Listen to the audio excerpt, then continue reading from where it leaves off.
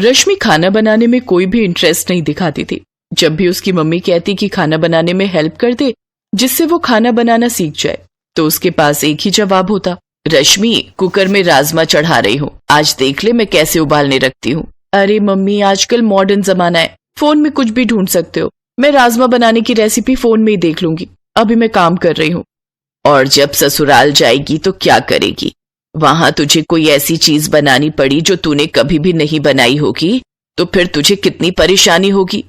परेशानी क्यों होगी मम्मी? मेरा मोबाइल फोन मेरे पास रहेगा, मैं उसमें से देखकर बना लूंगी। मम्मी, आजकल जिनको खाना बनाना नहीं आता ना, वो सब वीडियो देखकर ही बनाते हैं। पर बेटा, कभी ऐसा समय आया कि तुम्हें फोन ही नहीं मिला, तब तुम क्या करोगी? मम्मी, ऐसा समय आएगा ही क्यों? आपको पता है मैं अपने फोन से 1 सेकंड भी दूर नहीं रहती हूँ, हमेशा मेरा फोन मेरे पास ही रहता है। अरे रश्मि की माँ, कोई बात नहीं, जब जिम्मेदारी पड़ेगी तो अपने आप सीख जाएगी। वैसे भी 1 महीने बाद रश्मि की शादी है, हमारी बच्ची को अभी आराम करने दो। ये लो बेटा, मैं सबके लिए गर्मा गर्म जलेबी समोसे लेकर आया था, खुद भी खाओ और हमें भी प्लेट में निकाल कर दो। देखो मम्मी, पापा बिल्कुल भी टेंशन नहीं लेते। सुमित भैया आ जाओ, पापा जलेबी समोसे लाए हैं, सब मिलकर खाते हैं। ऐसे ही दिन गुजर गए और रश्मि की शादी हो गई। रश्मि ने जब पहली बार हलवा बनाया तो उसने फोन में हलवा बनाने का वीडियो देख लिया और आसानी से हलवा बना लिया। सबने हलवे की बहुत तारीफ की। बहुत बढ़िया हलवा बनाया है रश्मि बहू, सचमुच इतनी अच्छी भुनी हुई सूजी है कि पूछो मत, बिल्कुल कच्चा नहीं है। हाँ बहू, हलवा बहुत बढ़िया बना है, चीनी भी बिल्कुल बराबर की है। रश्मि, मुझे थोड़ा और दो तो, बहुत बढ़िया लग रहा है। मैं सबको देती हूँ, प्रिया तुम भी लो ना। हाँ मैं लेती हूँ भाभी। रश्मि की ननद प्रिया नेचर की बहुत खड़ूस थी। रश्मि के आने के बाद उसकी वैल्यू कम हो गई थी, ऐसा उसे महसूस होने लगा था। कितनी देर से सुई में धागा पिरोने की कोशिश कर रही हूँ प्रिया, कितनी देर से आवाज लगा रही हूँ, जरा सुई में धागा पिरो दे। मम्मी मुझे लेट हो रहा है, मैं पहले कॉलेज को बहुत लेट हो गई हूँ, आप खुद ही डाल लो। मम्मी जी लाइए, सुई में धागा मैं पिरो देती हूँ। कितनी अच्छी बहू है, झट से सारे काम कर देती है। प्रिया अपनी भाभी से कुछ सीख, ये भी तो अपना काम छोड़कर आई है मेरा काम करने के लिए। मम्मी मैं बहुत समय से देख रही हूँ, जब से भाभी आई है आप उनकी तारीफ के पुल बांधती रहती हो। इतने टाइम से मैं ही ये सब करती थी ना, अब भाभी के आ जाने के बाद तो आप जब देखो मुझे उनके सामने नीचे ही दिखाते रहते हो। प्रिया मैं कोई बाहर की थोड़ी हूँ, इसी घर की हूँ। अब तेरा टाइम वेस्ट नहीं हो रहा, फिर बोलेगी कॉलेज को लेट हो रहा है। प्रिया चिढ़कर कॉलेज चली जाती है। कुछ दिनों बाद मकर संक्रांति का त्योहार आने वाला था। रश्मि की सास उससे बोली, मम्मी जी आपने बुलाया? हाँ बेटा, शादी के बाद ये तुम्हारी पहली मकर संक्रांति है और हमारे यहाँ रिवाज है कि मकर संक्रांति पर खिचड़ी नई बहू के हाथ से ही बनती है, इसलिए तुम बढ़िया सी खिचड़ी बना देना। मकर संक्रांति पर सुबह सुबह वही बनेगी। ठीक है मम्मी जी, मैं बना दूंगी। प्रिया को अब तक ये सच्चाई पता चल चुकी थी कि रश्मि फोन में खाना बनाने की वीडियो देखकर ही खाना बनाती है। उसे खुद से कुछ बनाना नहीं आता और बिना मोबाइल फोन के वो खाना नहीं बना सकती। इसलिए मकर संक्रांति की सुबह प्रिया रश्मि का मोबाइल फोन स्विच ऑफ करके छुपा देती है। कहाँ चला गया? सुबह से ढूंढ रही हूँ, मेरा मोबाइल फोन कहीं नहीं दिखाई दे रहा। रश्मि बहू क्या हुआ, खिचड़ी बनाने की तैयारी की या नहीं? हाँ मैं बस बना रही हूँ मम्मी जी, अब क्या करूँ, मुझे तो खिचड़ी बनानी आती ही नहीं। मैंने तो आज तक बहुत सारा खाना बनाया पर खिचड़ी तो कभी नहीं बनाई। मुझे ये भी नहीं पता कि मकर संक्रांति पर कौन सी खिचड़ी बनेगी, कैसे बनेगी। मैं तो सोच रही थी मैं रेसिपी सीख कर बना लूंगी, अब क्या करूँ, किसी से मोबाइल फोन मांग भी नहीं सकती, सबको पता चल जाएगा कि मैं खाना बनाना नहीं जानती, यूट्यूब पर देख कर ही बना पाती हूँ। अब आएगा मजा जब भाभी खिचड़ी नहीं बना पाएंगी, क्योंकि मुझे पता है जब तक ये खिचड़ी की रेसिपी इंटरनेट पर सर्च नहीं करेंगी तब तक इनको खिचड़ी बनाने का तरीका पता ही नहीं चलेगा। रश्मि परेशान हो गई। खिचड़ी बनाने का समय निकल रहा था। रश्मि खिचड़ी बनाने के लिए जैसे ही पतीला उठाती है वो देखती है, अरे ये कागज कैसा, खिचड़ी बनाने का तरीका ये किसने लिख कर दिया। रश्मि हैरान हो जाती है। पतीले के नीचे एक कागज रखा था जिस पर खिचड़ी बनाने के लिए सामग्री और विधि दोनों लिखे थे और सबसे नीचे लिखा था सासू माँ। रश्मि की आंखों में आंसू आ जाते हैं। रश्मि कागज पर लिखी सामग्री और विधि के अनुसार मकर संक्रांति की खिचड़ी तैयार करती है। सबको खिचड़ी बहुत पसंद आती है। भाभी ने खिचड़ी बना भी ली और वो भी इतनी टेस्टी, ऐसा कैसे हो सकता है? थैंक यू मम्मी जी मेरी हेल्प करने के लिए, पर आपको कैसे पता चला कि मुझे खिचड़ी बनानी नहीं आती? रश्मि, तुम मेरी बहू होने के साथ साथ मेरी बेटी भी हो। जैसे मेरे लिए प्रिया है वैसे ही तुम हो। प्रिया, मैं तुम्हारी अलमारी में प्रेस के कपड़े रख रही थी, वहीं मैंने रश्मि का मोबाइल फोन देख लिया था। उसी समय रश्मि की मम्मी का कॉल आ गया। वो मकर संक्रांति की बधाई दे रही थी और बातों ही बातों में जब मैंने उन्हें बताया कि रश्मि रसोई में खिचड़ी बनाने की तैयारी कर रही है, तब उन्होंने मुझे सच्चाई बताई कि रश्मि खाना बनाना बहुत कम जानती है। इसलिए अपना होने के नाते उन्होंने ही मुझे कहा कि मैं रश्मि की हेल्प करूं। मुझे सारी बात समझ में आ गई और मैंने रश्मि को इस घर की बहू होने के नाते मदद की। प्रिया, रश्मि तुम्हारी भाभी है, इस घर की नई बहू है। एक दिन तुम भी अपने ससुराल शादी करके जाओगी। तुम्हें कढ़ी बनानी नहीं आती, छोले और राजमा भी बहुत मुश्किल से बना पाती हो। तुम खुद फोन में कई बार देखती हो जब मैं घर पर नहीं होती। अपनी मम्मी की बातें सुनकर प्रिया बहुत शर्मिंदा होती है। उसे अपनी गलती का एहसास हुआ और उसने रश्मि से सॉरी बोला। आई एम सॉरी भाभी, मैं अभी आपका मोबाइल फोन लेकर आती हूँ। इतनी देर में राजीव भी पतंगे खरीद कर आ जाता है और सब लोग मिलकर छत पर जाते हैं, पतंग उड़ाते हैं और खूब मस्ती करते हैं और धूमधाम से मकर संक्रांति का त्योहार मनाते हैं।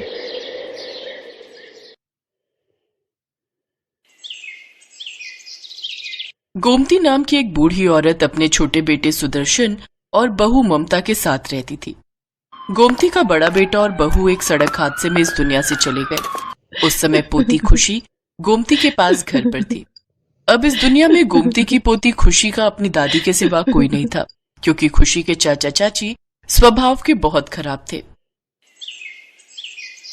चाची, दादी की तबीयत बहुत खराब है, आप दादी से काम मत करवाओ, दादी को बुखार है। चल हट, बड़ी आई दादी की सगी। ओ बुढ़िया, अभी तक तेरे से बर्तन नहीं धुले? कपड़े कब धोएगी फिर? बस धुल गए बहू, शरीर बहुत दुख रहा था, तबीयत बिल्कुल ठीक नहीं है। रोज रोज का बीमारी का बहाना यहाँ नहीं चलेगा। तुझे और तेरी पोती को घर में रहने की जगह दी है। शाम को मेरी माँ और बहन मुझसे मिलने आ रहे हैं। इसके बाद रसोई में जाकर उनका खाना बनाना, समझी? और साथ में अपनी पोती को भी लगा, सारा दिन इधर उधर घूमती रहती है। दादी लाओ, मैं आपकी मदद करूं। आपकी तबीयत ठीक नहीं है। दादी, चाची बहुत बुरी है। चाची आपको कितना तंग करती है, आपसे कितना काम करवाती है। मेरी बच्ची, तू इतने छोटे छोटे हाथों से कैसे काम करेगी? रहने दे बिटिया, मैं कर लूंगी। गोमती और खुशी की आंखों में आंसू आ जाते हैं। खुशी जानती थी कि उसकी दादी की तबीयत बहुत खराब है, पर वो छोटी बच्ची क्या कर सकती थी। शाम के समय ममता की माँ और बहन रहने आ जाती है। ममता के बच्चों के लिए वो खिलौने और खाने पीने की चीजें लाई थी। खुशी बच्चों को खिलौनों के साथ खेलता देख लेती है और वो उनके पास जाती है।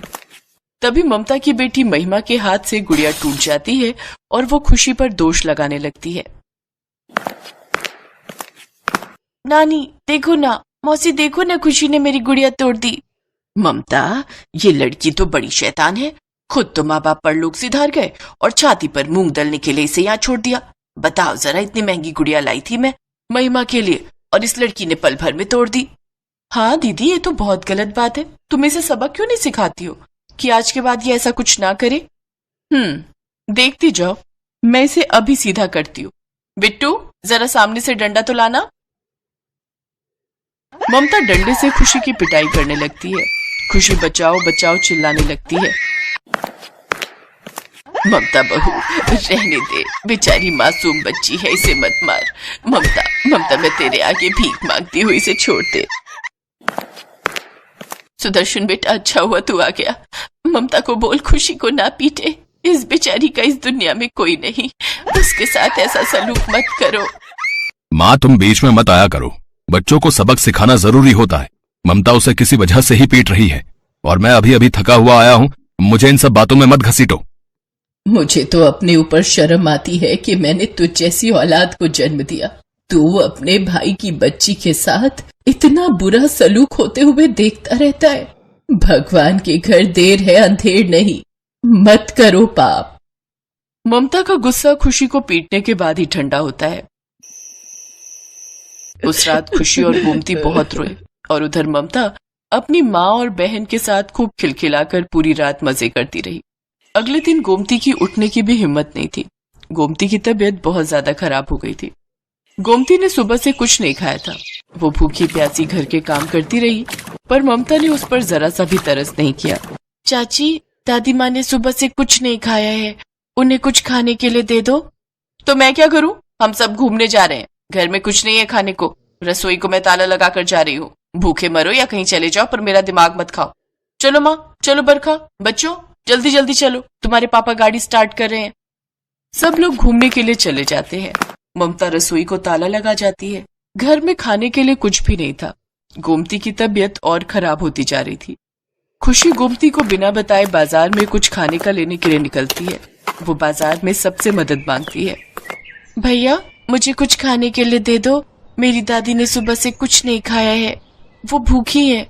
पैसे हैं तेरे पास? अगर पैसे हैं तो ले जा। नहीं भैया, मेरे पास पैसे नहीं है। तो मेरा दिमाग मत खाओ, जाओ यहाँ से जाओ।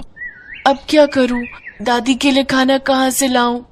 तभी खुशी की नजर एक मंदिर पर पड़ती है जहाँ एक पंडाल लगा था। वहाँ एक औरत कुल्हड़ खिचड़ी का प्रसाद बांट रही थी। खुशी उसके पास जाती है। क्या हुआ बिटिया, प्रसाद चाहिए? पर आंटी, मेरे पास पैसे नहीं है, आप तो इसके बदले में मेरे से पैसे मांगोगे ना? नहीं बिटिया, भगवान के मंदिर में जो प्रसाद बांटा जाता है उसके पैसे नहीं होते, ये तो मुफ्त में मिलता है। मुझे किसी ने भी बिना पैसों के खाना नहीं दिया। मेरी दादी ने सुबह से कुछ भी नहीं खाया है। आंटी, वो सुबह से भूखी हैं, उनकी तबीयत भी बहुत खराब है। चाचा चाची सब घूमने चले गए। खुशी के आंसू देखकर वो औरत जिसका नाम मालिनी था वो भी भावुक हो जाती है। मालिनी एक ऐसी संस्था चलाती थी जिसमें औरतों को रोजगार मिल सके। मालिनी कुल्हड़ खिचड़ी बनाने का कार्य करती थी। पूरे सप्ताह अलग अलग मंदिरों में कुल्हड़ खिचड़ी बनाकर बंटवाना, यही उनकी संस्था का कार्य था। ये काम मालिनी पिछले 5 वर्षों से करती आ रही थी। अब मालिनी का परिवार भी इसमें सहयोग देता था। मालिनी पैसे वाली होने के साथ साथ दयालु स्वभाव की थी। ईश्वर के प्रति अटूट आस्था के कारण मालिनी ने लोगों की सेवा के लिए ये समाज सेवा का कार्य प्रारंभ किया। मालिनी खुशी के साथ उसके घर पहुंचती है। गोमती की हालत बहुत ही नाजुक थी। मालिनी गोमती को हॉस्पिटल में एडमिट करवाती है। गोमती की तबीयत में सुधार आ जाता है। आपका बहुत बहुत शुक्रिया बिटिया, आपने मेरे लिए जो किया। माताजी, हमारी संस्था का तो काम ही यही है, गरीबों और बेसहारा लोगों की सहायता करना। अब आप परेशान मत होइए, आप भी हमारी संस्था का ही हिस्सा हैं। अब आपको अपने उस नालायक बेटे और बहू के पास रहने की कोई जरूरत नहीं है। हमारी संस्था की तरफ से आपको रहने की जगह और काम दोनों मिलेंगे। हमारी संस्था कुल्हड़ खिचड़ी बनाकर मंदिरों में बांटने का काम करती है, जिसमें आपका भी सहयोग रहेगा। बहुत बहुत शुक्रिया मालिनी जी, आप तो हम दादी पोती के लिए ईश्वर का कोई रूप बनकर आए हो। सचमुच कभी कभी पराये भी अपनों से बढ़कर हो जाते हैं। गोमती अपने बेटा बहू का घर छोड़ देती है। अब वो मालिनी के साथ समाज सेवा का काम करती थी। कुल्हड़ खिचड़ी बनाने में गोमती अपना पूरा सहयोग देती थी। गोमती देखती है बहुत सी बेसहारा महिलाएं इस कार्य में मालिनी को सहयोग देती हैं।